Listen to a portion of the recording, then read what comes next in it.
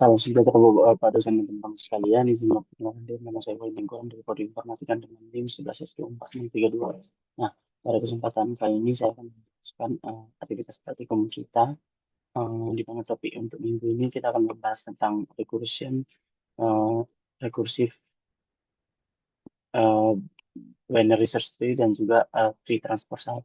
Nah, di mana nanti uh,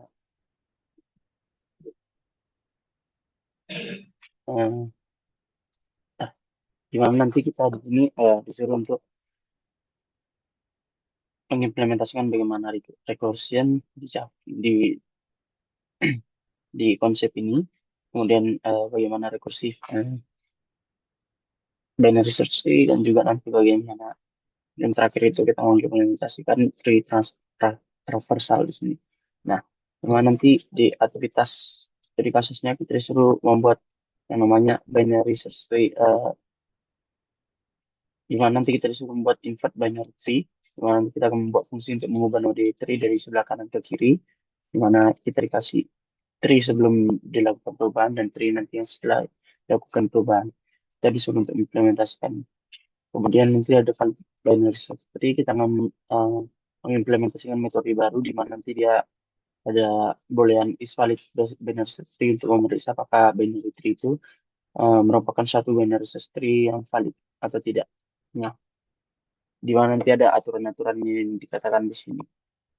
Di mana kita langsung saja, eh, di mana aturannya itu setiap node di sudut kiri memiliki nilai lebih kecil dari node saat ini, dan setiap node yang di sudut kiri kanan memiliki nilai yang lebih besar, dan kedua subtree juga merupakan binary search tree. Kemudian kita akan gunakan in order traversal untuk menyusun nilai node dalam urutan naik, lalu kita periksa apakah urutan tersebut benar tanpa ada duplikasi atau nilai yang lebih kecil. Di mana nanti metode harus mengembalikan nilai true jika dia valid dan false jika dia salah. Nah, sini langsung saja kita masuk kepada code kita. Kita mulai dari binary search tree ini dulu. Kita akan jelaskan satu-satu. Nah, di binary search tree ini berarti nanti seperti biasa kita deklarasikan dulu package-nya. Kemudian ini adalah definisi kelas utama kita. Kemudian nanti kita akan mendefinisikan variabel root di sini dengan tipe data node nanti, di mana nanti root ini adalah akar atau titik masuk utama kita dalam tree kita, di mana nanti jika nilai tree-nya itu nol berarti pohon tersebut kosong. Jadi kita deklarasikan kosong. Kemudian ini ada inner class dari si node.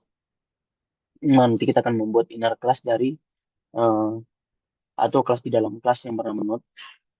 Di mana nanti ini ada menyimpan eh, berupa variabel value dengan bertipe data integer. Kemudian untuk left dan right-nya dia bertipe data node. Ini artinya adalah node left dan node right, atau referensi dari si child sebelah kiri dan juga sebelah kanannya. Nah, kemudian ini di sini ada public node, ini ada konstruktor untuk kita membuat satu node baru. Nah, nanti kalau kita memasukkan suatu node, misalnya kita coba contoh menulisnya new node 5, maka angka 5 itu akan disimpan ke dalam variabel value. Sedangkan left dan right-nya itu secara otomatis akan bernilai nol. Nah, kemudian kita akan masuk, ini adalah metode insert-nya. Kita akan memasukkan insert data di sini, ya, insert data berupa value nanti. Nah, nanti kita akan menambahkan angka baru ke dalam pohon dengan aturan binary search tree. Nah, nanti kiri lebih kecil dan kanan lebih besar. Nah, ini adalah nanti kita menggunakan eh, ada iteratif, ya, perulangan iteratif. Nah, di mana nanti di sini ada dia menggunakan while. Ini bukan rekursif tapi perulangan. Di mana nanti dia di sini kita akan mengecek pertama jika si pohonnya itu kosong. Kalau dia pohonnya masih kosong, maka rootnya di sini, makanya dibuat di sini eh, if value sama dengan temp value, maka dan di mana nanti ini, ini sorry. Jadi kalau rootnya masih nol, kemudian root new not value. Nah, Berarti nanti angka yang pertama masukkan ini untuk mengecek yang kosong. Nah, kemudian kalau nanti ada angka pertama yang kita masukkan, itu maka nanti dia akan menjadi otomatis menjadi si rootnya atas akarnya. Nah, ini kemudian di sini nanti ada not temp root. Ini temp sama dengan not temp sama dengan root ini. Waktu dia akan membuat variabel bantuan temp temporary untuk menunjuk ke root. Nah, di mana nanti temp ini kita gunakan untuk menelusuri pohon agar nilai si root aslinya itu tidak hilang. Nah, kemudian kita akan ada perulangan while lagi, di mana kalau dia while true, dia akan mengecek jika eh, value-nya itu angka yang dimasukkan itu sudah ada di dalam pohon, value-nya itu sudah ada sama dengan dari dependency value, maka dia akan return, maka fungsi itu akan langsung berhenti. Di mana nanti BST tidak bisa menyimpan angka duplikat di sini. Nah, kemudian nanti dicek lagi. Kemudian di sini ada if value-nya lebih kecil daripada temp value, maka berarti ada angka baru yang lebih kecil daripada temp value-nya, maka kita akan arahkan dia ke kiri. Nih. Nah, dan temp-nya itu disimpan ke dalam timeline. Nah, nah, kemudian nanti kalau selain daripada itu, maka dia kan angkanya pasti lebih besar daripada si temp value, maka dia akan ditempatkan ke sebelah kanan. Nah, kemudian kita masuk ke bagian code yang kedua.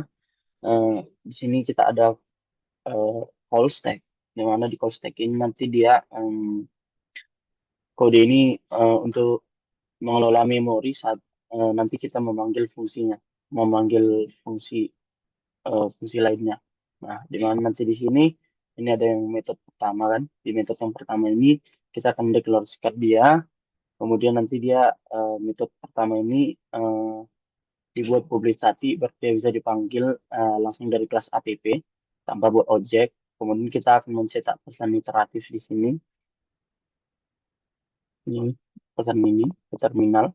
Kemudian karena baris ini ada sebelum metode kedua, maka pesan ini akan muncul paling pertama. Kemudian kita akan juga memanggil metode kedua.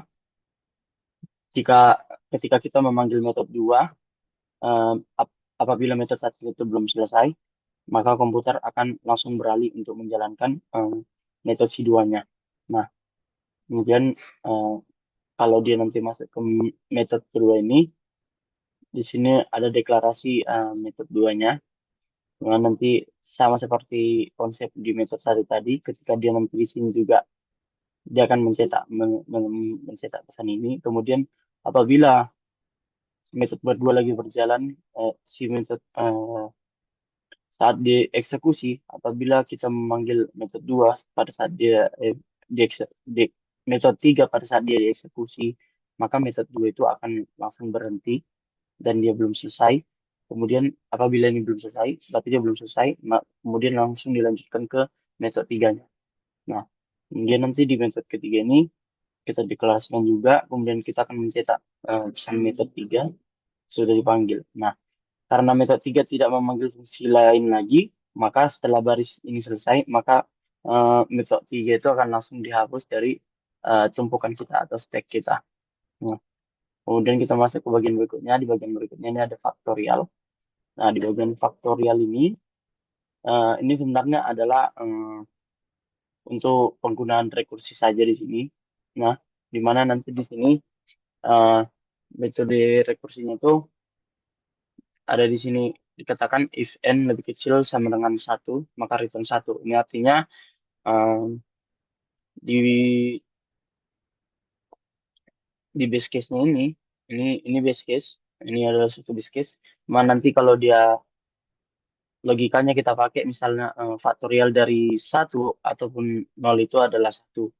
Nah, kalau nggak ada misalnya barisnya itu, fungsinya itu akan memanggil dirinya sendiri selamanya. Berarti dia nanti akan memanggil terus terus terus sampai sampai dia nanti ada menemukan barisnya itu if returnnya itu udah sama dengan satu, maka dia akan langsung return satu. Kalau belum, maka dia akan looping terus sampai dapat itu. Nah, kemudian jika nilai n-nya itu ini bernilai satu atau kurang, maka fungsinya langsung akan berhenti sendiri dan akan mengembalikan nilai ke si pemanggilnya. Nah, Di sini ada recursive case-nya juga yang kayak saya bilang tadi. Eh, ini untuk menghitung faktorial n-nya, di mana rumusnya itu adalah n kali n kurang satu, ya, faktorial. Nah, di mana nanti fungsi ini akan memanggil dirinya sendiri, tetapi dengan nilainya itu yang lebih kecil daripada n kurang satu, di mana nanti dia akan berjalan terus sampai dia nanti menyentuh kondisi base case ini, seperti yang saya bilang tadi. Nah, kemudian kita masuk ke bagian rekursif ini, rekursif BST ini. Nah, di rekursif binary search tree ini, ini adalah ini juga menerapkan rekursif nanti di sini. Di mana nanti pertama kita di sini ada metode di sini nanti ada metode R contains, contains ini. Di mana nanti pada bagian ini ada base case satu di mana nanti dia nanti kalau dia current dia nanti kalau sampai ke ujung daun, kemudian dia langsung kalau dia sampai ke ujung daun eh, dan juga dia tidak ketemu atau dia null, maka dia akan kembalikan false. Kemudian kalau current node value-nya itu eh, sama dengan nilai yang dicari, maka dia akan mengembalikan true. Kemudian di sini ketika nanti dia nilai si current si value-nya itu lebih kecil daripada current node value-nya, maka fungsi itu kita akan memanggil fungsi lagi untuk membuat anak di sebelah kiri. Jika jika dia nanti lebih besar, berarti nanti dia kita buat di sebelah kanan. Nah, cari ke sebelah kanan. Nah, kemudian di sini ada R insert. Ini untuk menambah nilai secara rekursif. Cuma nanti fungsi ini memiliki dua bagian eh, overloading. Nanti di sini ini ada yang pertama bagian publiknya dan di sini ada bagian privatnya. Di mana nanti ini sebagai entry key-nya, pintu masuknya, ya. Di mana nanti kalau dia pohonnya kosong, maka dia akan langsung mengisi si root-nya. Jika tidak, maka dia akan memanggil fungsi pembantu. Nah, kemudian di sini ini ada bagian private-nya. Bagian private ini adalah proses rekursif sebenarnya, di mana nanti kalau kita menemukan posisi current node-nya itu sama dengan nol atau kosong, kita akan membuat node baru di sana. Nah, kemudian jika dia belum kosong, ya, jika dia belum kosong, nanti eh, kita akan arahkan ke kiri atau ke kanan sesuai dengan aturan BST. Kemudian kalau dia eh, di sini ada dijelaskan karena not left sama dengan ini. Ini adalah bagian yang sangat penting karena ia nanti akan menjadi jembatan atau penyambung kembali antara struktur pohon setelah not baru nanti kita dibuat. Nah, begitu juga dengan yang bagian right-nya ini. Kemudian kita akan mengembalikan node yang sudah posisinya sudah terupdate atau current node-nya. Nah, kemudian di sini ada fungsi min value, di mana di min value ini adalah fungsi pembantu untuk menghapus. Dia akan terus berjalan eh, ke sebelah paling kiri karena dalam BST angka terkecil selalu ada di ujung kiri, sehingga dia akan menghapus angka yang paling kecil yang ada di bagian sebelah kiri nantinya, mencari nilai terkecil untuk membantu proses penghapusan nantinya. Dia ini sebenarnya hanya untuk mencari nilai min value, di mana min value itu kan ada di sebelah kiri kalau dia di binary search tree. Nah, kemudian dia ini ada R remove. Di R remove ini secara keseluruhan nanti dia fungsinya ini untuk menghapus nilainya itu secara rekursif. Nah, nanti kita akan cari node yang ingin dihapus. Kita bisa telusuri ke kiri dan ke kanan. Jika node-nya dihapus, jika node yang dihapus itu punya anak 0 atau satu dalam kondisi ini nanti, kita tinggal menggeser anak tersebut ke posisi parent yang sudah dihapus itu. Nah, kemudian untuk bagian ini, di bagian ini, di bagian else-nya ini nanti, else-nya ini nanti jika kita misalnya punya eh, dua anak, kita tidak bisa langsung hapuskan. Berarti nanti kita cari nilai terkecil di cabang mencari nilai terkecilnya itu menggunakan subtree min atau nilai terkecil di ini di sebelah harusnya sebelah kanan. Kemudian nanti dia akan mengganti nilai not saat ini dengan nilai tersebut, kemudian menghapus duplikasinya di cabang yang kanan. Nah, kemudian di sini ini adalah fungsi publik untuk yang ini, tunggu, sorry. Ya, ini untuk nanti dia kita melakukan hapus proses eh, hapus untuk memulai dari si rootnya. Nah, kemudian di sini kita masuk ke bagian aktivitas aktivitas aktifum kita. Di mana nanti di sini kita buat invert tree, binary tree, di mana nanti di sini adalah suatu base case, if rootnya sama dengan 0, dia akan eh, berhenti kalau dia sudah sampai ujung. Kemudian dia akan masuk ke bagian secara rekursif. Dia akan masuk ke bagian secara rekursif ini nanti ke eh, sampai ke node paling bawah kiri dan kanannya. Kemudian eh, di bagian ini dia akan melakukan proses penukaran atau swipe left jadi right, right jadi left, sehingga akan menghasilkan pertukaran atau mirror. Nah, kemudian kita akan return. Kemudian kalau untuk yang bagian praktikum kedua, kita disuruh menentukan is valid BST. Ini untuk mengecek apakah susunan pohon kita sudah benar sesuai aturan BST. Nah, kalau dia nanti eh, kondisinya itu, kalau dia notnya itu udah sama dengan nol, maka dia akan mengembalikan di sini true, maka pohon kosong itu dianggap valid. Kemudian nanti dia apabila value-nya itu masih lebih kecil daripada nilai minimumnya atau nilai not value-nya itu masih lebih besar sama dengan daripada si max-nya itu, maka dia akan di return false. Nah, kemudian dia akan mengereturn dia akan mereturn validasi dari ini dari not left right value-nya dan validity ya not the right eh, left dan right-nya. Nah, kemudian kita masuk ke bagian tree traversal ini. Di bagian tree traversal ini, ini untuk kita melakukan penelusuran pohon secara BFS dan juga DFS, secara mendatar atau dan juga secara mendalam. Di mana nanti di sini kalau dia yang secara BFS, kita akan membuat suatu queue untuk membuat antrian node yang akan diperiksa. Kemudian kita akan di sini membuat suatu fungsi result. Di mana fungsi resultnya ini dia akan angka menyimpan angka urutannya. Kemudian dia akan memasukkan uh, root sebagai awal antrian. Kemudian dia akan melakukan perulangan. Kemudian di sini ada queue remove yang artinya dia akan mengambil node paling depan untuk dari antrian untuk diproses. Kemudian dia akan memasukkan nilai node tersebut ke dalam list. Jika eh, node itu punya anak kiri atau kanan, kita akan masukkan anak tersebut ke dalam antrean. Karena kita menggunakan queue, anak ini akan diproses setelah semua node di level yang samanya sudah selesai. Berarti kalau dia misalnya di level yang sama tadi ada dua, kemudian di salah satu levelnya itu ada anaknya lagi, berarti yang dua level yang di atasnya itu harus yang satu level di atas anak ini harus selesai dulu dua-duanya, baru dia kita masuk ke bagian si anaknya. Nah, kemudian kalau dia DFS, dia ini konsepnya deep first search atau pre-order bisa kita katakan.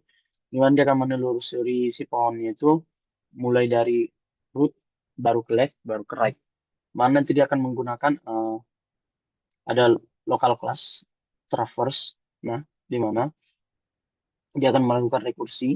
Memang nanti kalau di pre-order itu kan kita akan mencatat nilai node saat ini di result at ini. Kemudian sebelum kita pergi nanti ke anak kiri atau kanan. Kemudian kita akan memanggil fungsinya sendiri untuk anak kiri dan anak kanannya nanti. Nah, di mana nanti di DFS ini di DFS ada juga DFS post order. Kalau di DFS post order, berarti nanti dia intinya dia dari left ke right baru ke rootnya. Ini fungsinya ini akan masuk ke anak sebelah kiri sampai habis baru ke kanan, baru dia nanti terakhir ke rootnya. Nah, kemudian nanti di sini ada DFS in order juga. Di DFS in order ini dia berarti nanti rumusnya itu in order left, root, dan right. Dimana nanti dia masuk mulai dari anak kiri, kemudian dia kan setelah itu dia akan mencatat nilai node di tengah. Kemudian setelah itu dia pergi ke kiri lagi sebelum dia nanti pergi ke kanan nanti. Setelah dia masuk ke kanan, tetap diterapkan eh, penelusuran in ordernya. Dia nanti berarti kalau ke kiri berarti mulai dari yang kiri dulu, yang terkecil dulu baru yang terbesarnya. Nah, berarti di sini kita langsung saja untuk sini tadi saya sudah coba menjalankan program saya, di mana program saya di sini sudah berjalan dengan lancar, di mana nanti costek analisnya tiga-tiganya metodenya sudah dipanggil, kemudian untuk factorial regressionnya sudah benar, kemudian dia akan mengecek uh, yang insert rekursi BST-nya, apakah BST contains 17, uh, di mana di sini benar dikatakan di bahwa benar memang ada dimasukkan angka 17, memang ada angka 17 di BST-nya mengandung angka 17, kemudian angka 99 memang tidak ada, sehingga dia menghasilkan false di sini. Kemudian di sini ada recursive remove yang uh, before yang di remove 10 itu dia 10. Kemudian setelah setelah di remove rootnya itu menjadi 15. Kemudian di sini kita akan memasukkan tree traversalnya itu, di mana tree traversalnya itu ada 4, 21, 76, 18. Ini yang dia untuk BFS, binary first search, ya, binary first search, ya, ya, gimana sih? Binary first search, ya, binary first, binary bird, sorry, bird first search yang secara mendatar. Kemudian ini adalah yang dia untuk DFS, deep first search, yaitu yang pertama secara pre-order, in-order dan post-order juga berhasil berjalan dengan lancar. Kemudian untuk aktivitas praktikumnya, ini kita cek mulai dari uh, apakah is valid BST-nya itu, BST-nya itu uh, sudah dicek, di mana nanti setelah dilakukan perubahan nanti di sini, setelah di reverse nanti di sini, dia nanti menghasilkan is valid BST-nya itu pertama dulu sebelum dilakukan apa-apa dia true. Kemudian setelah dilakukan in order itu, eh, kalau dia di invert, kemudian in order setelah di invert itu, dia nanti mengecek is validnya BST-nya itu after invert maka false di sini karena dia tidak sesuai. Kemudian berarti program kita sudah berjalan dengan lancar. Eh, dari mulai menginvertnya sudah berjalan dengan lancar dan juga menentukan is validnya juga sudah berjalan dengan lancar. Dan juga kalau kita mengecek juga misalnya untuk eh, mengecek claim package-nya coba misalnya dia harusnya sudah juga build sukses.